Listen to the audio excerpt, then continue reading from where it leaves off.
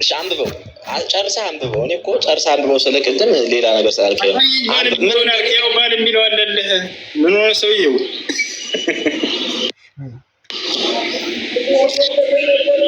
እና ስለ ባልና ስለ ሚስት ስለ ቅድመ ጥሎሽ ስጦታ ወይንም ጥሎሽ ነው እያወራ ያለው። ይሄ ነገር አንተ መግዛት ነው ብለህ ነው የምታምነው ጥሎሽ፣ ወይንስ ለሴት ልጅ አይገባትም ጥሎሽ? መልስልኝ። ይኸውልህ ይሄ እኮ ባል ካላቸው ሴቶች ውጭ ያሉ ሴቶችን ለምሳሌ የሆኑ ሴት ባል አላቸው አይደለ? ችግር የለውም ኖራቸው፣ እነሱን ተዋቸው። ባል የሌላቸውን ሴቶችን ግን በገንዘቦቻቸው አድርጉ ነው የሚል እኮ። ታዲያ ገንዘብ ምን ተብሎ ይጠራል ብሎ አስቀመጠልህ? ቀዩን አንብበው እስኪ። ምን ይላል ቀዩ? እኮ ምንድን ነው ያልከው? ጥሎሽ። አዎ ያው መህር ብሎ አስቀመጠ። መህር ማለት ጥሎሽ ማለት ነው። ልትሰጧቸው በእናንተ ላይ ግዴታ ሆነ አለ። ስለዚህ አንድ ሰው ሴት ልጅን ሲያገባ ጊዜ ጥሎሽ መስጠቱ ሲያገባ አይልም። እዚህ ላይ ሲያገባ የሚለውን አሳየኝ። ስለዚያ ነው እያወራ ያለው። ለእነር ከዝሙተኞች ሳትሆኑ ማለት ከዝሙት ውጭ ያለ ግብረ ስጋ ግንኙነት ምን ይባላል? በባልና በሚስት። በጣም ጎበዝ ልጅ፣ እናመሰግናለን። በባልና በሚስት እሱ ነው። ስለዚህ አሁን ጥሎሽ የሚለው ወይም መህር የሚለው ነገር ያ ሰውዬ ስለሰጣት እየገዛት ነው ብለህ ነው የምታስበው? እንደዚያ ነው አንተ እዚህ ጋር ሲቀሩ ይላል። በምርኮ በባል ጥብቆች ልጆቻችሁ በምርኮ የያዟችሁ ሲቀሩ በእናንተ ላይ እርም ናቸው። ምንም እኮ አሁን አንተ በቃ ታውቃለህ፣ አንብባል። ግን ለማስረዳት በተለየ መንገድ ለማስረዳት አትሞክር። ግልጹን ንገረኝ። ያለውን መጽሐፍ ላይ ግልጹን አንተ ብለህ ኦኬ፣ እንደዚህ ግልጹ ምንድነው? ንገረኝ። እሺ ግልጹን ልንገርህ። ምንድነው ይሄ የሚል ባል ካላቸው ሴቶች ውጭ ያሉ ሴቶችን ተገናኛቸው እንደፈለጋችሁ። ከዛ በኋላ ግን ግዴታ ከሆነባችሁ ክፈሏቸው ነው የሚል። መህሮቻቸውን ስጧቸው ማለት ክፈሏቸው። አሳየን። የቱ ጋር ነው አሁን መህሮቻቸው ግዴታ ሲሆን ስጧቸው። ከወሰነ ምናምን ተወራ እባክህ። ቅድም ሽጦ የሚል ተናገርክ ጨምርክ። የለም እሱን ይቅርታ ጠይቅ እያለህ አለፍነህ። ተከራያቸው ይላል አልክ፣ አለፍነህ። አሁን እንደፈለጋቸው ተገናኛቸው አልክ፣ አለፍነህ። እየተናገረ ያለው ስለምንድን ነው አንቀጹ ታዲያ ከተባለ እናትውጣ ስለ መህር ስለ ጥሎሽ ነው አልነህ። ገብቶሃል አይደል? እሱ ማንሳት የፈለገው እዚህ ቦታ ላይ ሴትዮዋን በገንዘባቸው የተጠቀማችሁባቸው የምትለዋን ፓርት ማንሳት ፈልጎ ነበር። ያ ደግሞ መህር እንደሆነ ቁርአኑ ራሱ ተናግሯል ያስረዳው። ገብቶሃል አይደለ? ስለ ጥሎሽ ነው የሚያወራው። ስጧቸው ገንዘቡ፣ ስለ ገንዘቡ ነው ጥያቄ መጣ። እዚህ ግዟቸው፣ ሽጧቸው የሚል ልትለን ፈልገህ ነው። ገብቶኛል። ያ መህር ነው አለ፣ ጥሎሽ ነው ብሎ አስረዳ ራሱ አላህ ሱብሓነሁ ወተዓላ። ይህ ነው አሁን በመጽሐፍ ቅዱስ ላይ አንድ ሴት ስትገባ ጊዜ ጥሎሽ ይሰጣታል ለሚስትህ ይላል። እሺ ውሱ ይሄ ለሚስትህ ወይም ለማግባት ላሰብካት ሴት እንደዚህ በግድ ካደረጋት በኋላ መህሯን ስጣት ይላል ወይ? ይሄ እንደዛ አይልም። ምንድን ነው የሚል? በባል እርም ከሆኑት ውጭ ጥብቆቻቸው እነዛ እንደፈለጋቸው ያያትን ሴት ሂደህ መብትህ ነው። ከዛ በኋላ ግን ግዴታ ሲሆንብህ ነው። ኖ ግዴታ ካልሆነብህ አይደለም፣ ግዴታ ሲሆንብህ ስጣት። ከዛ በቃ እባክህን ከራስህ አትፈስርልን፣ ከራስህ አትተርጉምልን። እየተናገረ ያለው ምንም መተርጉም ምናምን አይደለም። መህር ማለትም ማለት ነው። መልስልኝ።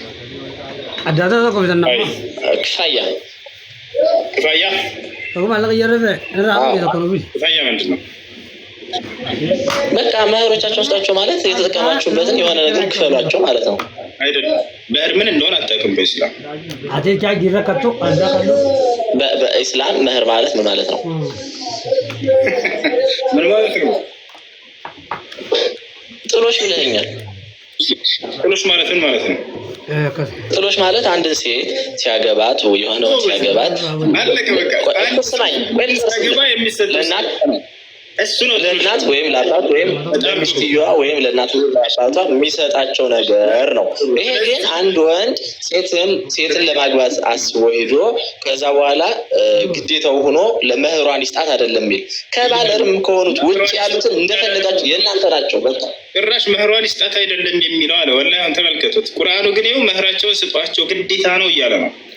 ግዴታ ሲሆን ስጧቸው፣ ግዴታ ሲሆን ነው የሚል። ግዴታ ሲሆን ስጧቸው፣ ግዴታ ሲሆን ስጣቸው። ግዴታ ሲሆን ማለት ግዴታ ነው ስጡ እያለ ነው። ግዴታ ነው ስጧቸው። ግዴታ ሲሆን ይሄ ነገር ማድረግ ግድ መስጠት አለባችሁ አይልም ነው። እንደሱ ነው የሚለው የቁርአኑ አንቀጽ። ፈሪዳ ይላል የአረበኛ ቋንቋ። ግዴታ ነው ይሄ ነገር እያለ እየተናገረ ነው። ገብቶሃል አይደለ? ይሄ ነው አሁን ጥያቄው ምንድን ነው? እና ለማግባት ላሰባት ሴት ነው የሚል ሊያገባ ላሰበ ሰውየው ጥሎሽ ቀርቦ መስጠት አለበት። እሱ ነው እየተናገረ እኮ ሊያገባ ካሰባት። አሁን እኮ ይህን እኮ አንተ ነህ እየነገርክኝ ያለ። ሊያገባት ካሰባት ሴት አይልም። ከሴቶች በባል ጥብቆቹ ልጆቻችሁ በምርኮ የያዛችኋቸው ሲቀሩ ይላል በእናንተ ላይ እርሞች ናቸው፣ እርም ናቸው።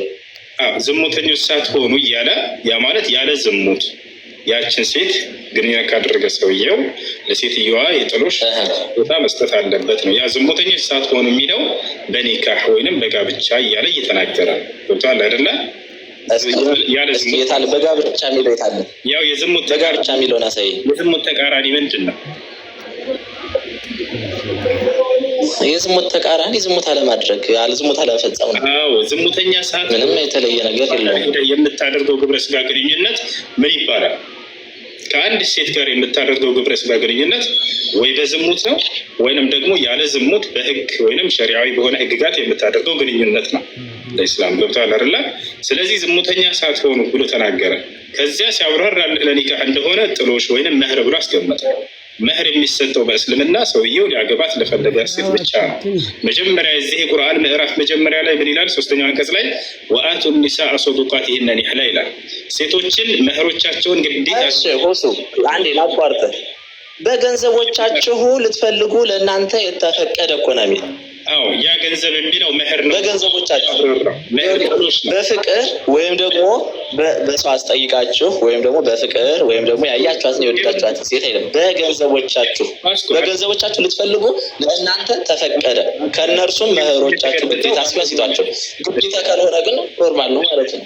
አሻለ እዚህ ቦታ ላይ ግዴታ ሲሆን የሚለው ግዴታ ነው ለማለት ነው። አማርኛ አትችልም እንዴ? አይልም። ይሄን አንተ ነው የተረጎመው።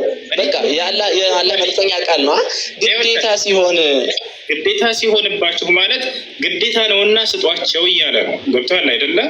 ምን እያለን የቁርአኑ አንቀጽ ፈአቱሁነ ኡጁረሁነ ፈሪዳ፣ መህሮቻቸውን ስጧቸው ግዴታ ነው ይሄ ነገር እያለ ነው። ገብቶሃል አይደለ? ግዴታ ሲሆን ማለት ነው ለማለት ነው። የው አረበኛውን እያሳየነ ነው። ግዴታ ነው ስጧቸው። አማርኛው ለምን? ስለዚህ አማርኛ የተሳሳተ ነው። ተሳስቶ አይደለም። አንተ ግንዛቤ በጣም አጭር ስለሆነች ነው። ግዴታ ሲሆንባቸው ስጧቸው ማለት ግዴታ ካልሆነ አትስጡ ማለት ነው እያልክ እየተፈላሰፍክ ነው። ግዴታ ነው እና ስጧቸው እያልክ ተናገረ። አሁን እንደ ክርስትና ሴት ልጅ አዳምጠር ጨርሰ ለመጨረሻ ጊዜ ልጅ ሲያገባ ጊዜ ጥሎሽ ይሰጣታል ወይንስ አይሰጣት?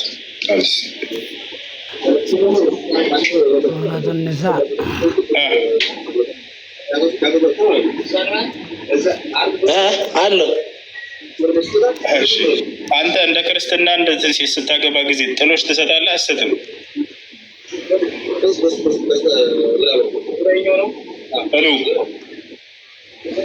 አለው። አንድ ሰው እንደ ክርስትና ሴት ልጅ ሲያገባ ጊዜ ጥሎሽ መስጠት አለበት የለበትም?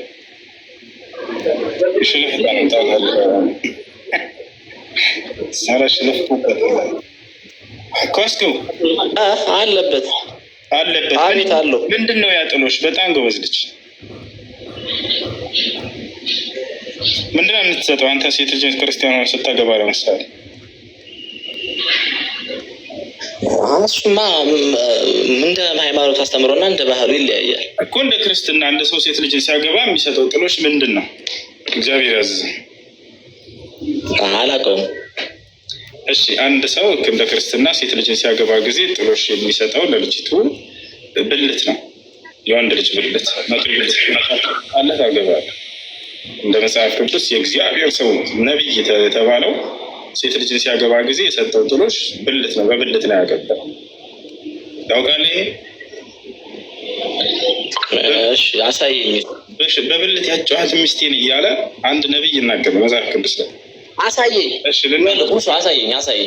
አይ ለማየት ያክል አሳየኝ። አብሽር፣ ችግር የለውም እናሳያለን።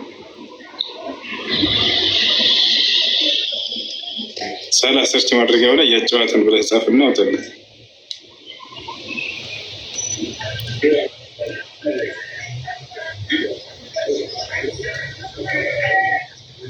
ያው እናገኛ እሱ የዳዊትን ላውጣልህ። ዳዊት 100 ፍልስጤማውያንን እንትን ያደረገው እሱ ልትፈታው። ሁለተኛ ሳሙኤል ምዕራፍ 3 ቁጥር 4 አውጣው። ቁጥር 14 ባጭሩ ዳዊት ራሱ የተናገረበት ታሪኩ ረጅም አለ። እዚህ ጋር 100 ይዞ የመጣው አለ። ንገረኝ። ስንት ነው ያልክ? ሁለተኛ ሳሙኤል ምዕራፍ 3 ቁጥር 14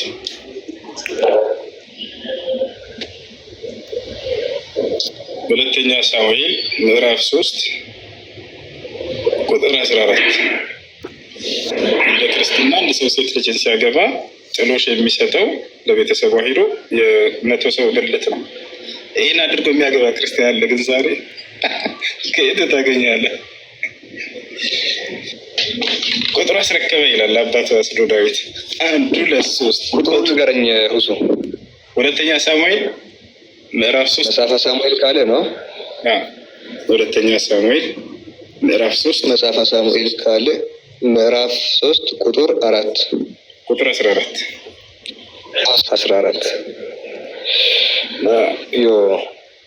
ይኸውና ና ኳስኮ ምዕራፍ 3 ኳስኮ ዳዊት ራሱ ይናገራል።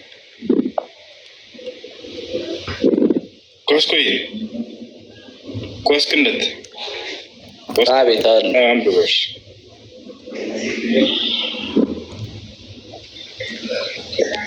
ድምፅን ከፍ አድርጋት እስኪ።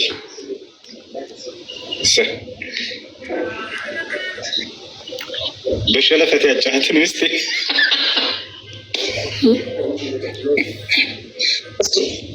እሺ፣ በ100 ፍልስጤማውያን ሸለፈት ያጫትን ሚስቴን እያለ እሺ፣ ቀጥል አንብብልኝ እስኪ አንተ።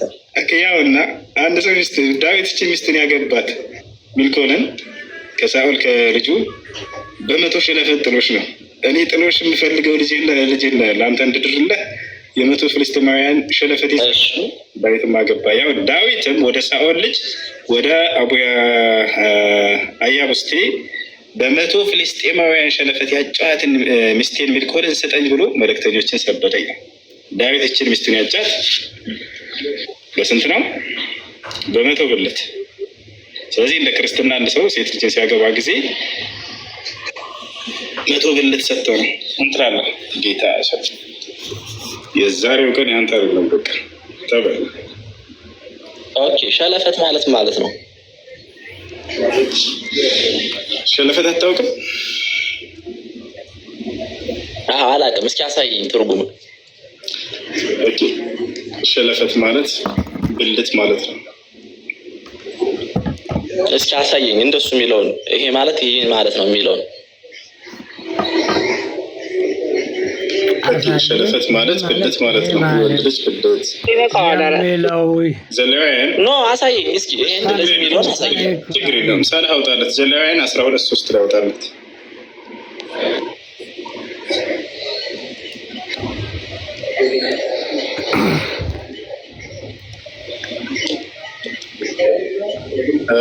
ከስንት ከአንድ ጀምረን እናንብበው። አስነብበው።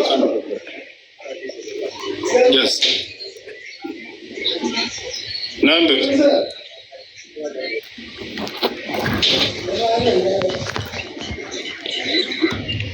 አንብብ። ድምፅህን ከፍ አድርገህ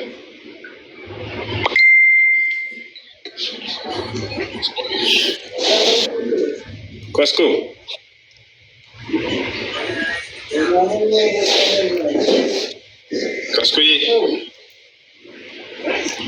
ኳስኩነት። አሁን ሸለፈት ምን እንደሆነ አሳዩኝ እንዳትል፣ ራሱን ማየት ፈልጋለሁ እንዳይልቀበል ጉግል ላይ ገብታ ፎቶ እንዳይሉሱ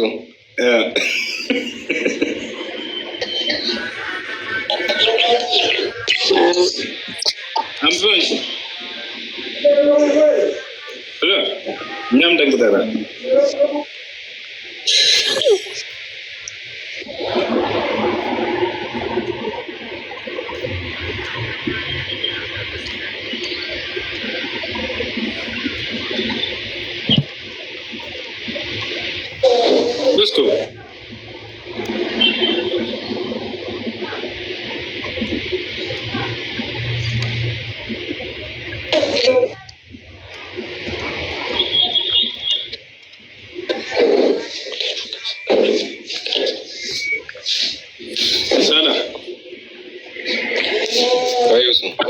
ሸለፈት ብዬ ጎግል ላይ አሳየኝ። ጎግል ላይ ሸለፈት ብዬ ምን ጽፈው ምን እንዳመጣልህ ታውቃለህ? ተው ይዘጋብናል። እሱ ከዚህ በፊት ዘግቷል። በዛ ፎቶ ወላሂ ዘግቷል። አይደለም። እሺ ለማንኛውም ዳዊት ሚስቱን ሚልኮልን ያገባት እስኪ አሳየኝ። እስካሁን እየጠበቅኩ ነው። ሁሉ ያውና ያው ትተላል አንብቦሽ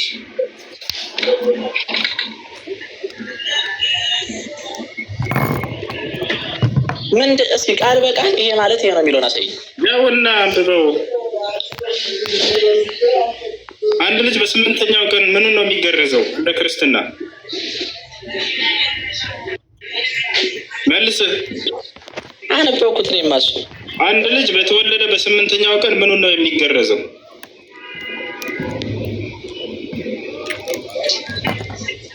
እጁን ነው ወይ ንገረን። እሺ ምኑን ነው የሚገረዘው? እጁን ነው እግሩን ነው ወይንስ ጭንቅላቱን ነው? በስምንተኛው ቀን አይ ይገረዛል። አውቃለሁ ይገረዛል። ምኑን ነው የሚገረዘው?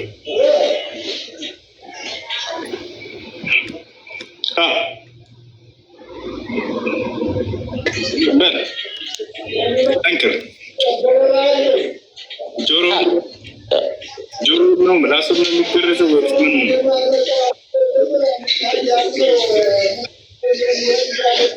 ዋስኮይ አትውጣ፣ አብሽር፣ አይዞህ። ደንግጠዋል ብዙ ወይኔ በላቸው።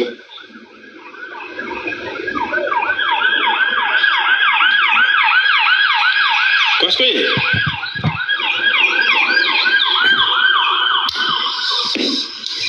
እሺ ለማንኛውም ስንቋጨው እዚህ ቦታ ላይ እንድንገባ ያደረገን ራሱ ነው። መጥተው ክርስቲያኖች ትምህርት የሆነ እውቀት ብትጠይቁ ጥሩ ነበር። ስለ መለኮታዊ ነገር ብትጠይቁ ምናምን በጣም ጥሩ ነበር። ሁሉም የሚጠቀምበትን ነገር ሁሉ አይነት ነገር ካነሳችሁ ከዚያ እጥፍ በደርዘን በሆነ ከእናንተ ጋር እናገኘዋለን። ለዚያ ነው እዚህ ቦታ ላይ ያስገባል። በእስልምና ያለውን አንድ ሰው ሴት ልጅ ሲያገባ ጊዜ የሚሰጠውን ጥሎሽ እሱን ሴት ልጅን እንደ መግዛት ነው በገንዘብ ብሎ ሊናገር ፈለገ። ለዚያ ነው እዚህ ቦታ እንግዳውንስ በክርስትና አንድ ሰው ሴት ልጅን ሲያገባ ጥሎሽ የሚጥለው ብልት እንደሆነ ተቀምጧል መጽሐፍ ቅዱስ ላይ። በብልት ነው ወይ እናንተ ሴት የሚገዙት ነው ሀሳቡ። ያስኬዳል እንደዚህ። በዛ ነው ያጫት ዳዊት